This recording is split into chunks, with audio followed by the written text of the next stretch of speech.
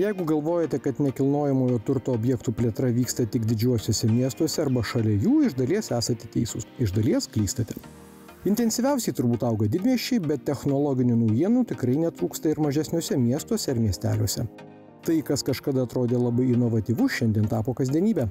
Ta vėliau patvirtins ir mūsų reportažo herojai, kurie jau prieš beveik 6 metus atsikratė kūrikės funkcijų, nes namuose komfortišką šilumą ir karštą vandenį užtikrina išmani šildymo dujų balionai sistema. Mes naudojam visą laiką, netgi dabar per vasarą, šildom vandenį, jokių problemų su dujų neturėjome.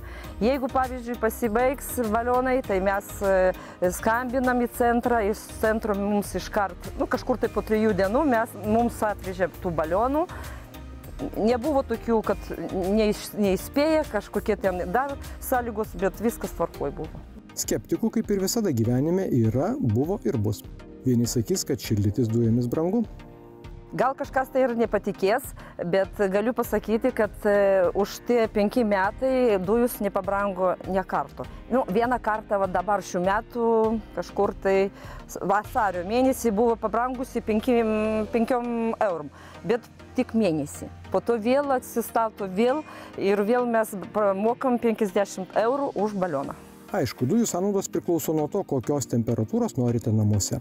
Ten, kur daugiau moterų, vienas kitas papildomas laipsnis tikrai nepakenks. Po to per vasarą visą, jeigu tai bus per brangu, tai man neišeitų naudoti balionų, bet man labai geriau negu elektra. Geriau.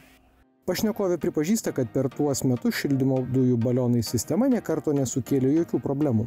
Kad ir neseniai praūžusios audros pavyzdys. Kad tokia sistema veiktų, pakanka minimalios elektros energijos, o kad funkcionuotų šilumos siurblys, ne kiekvienas generatorius tiktų.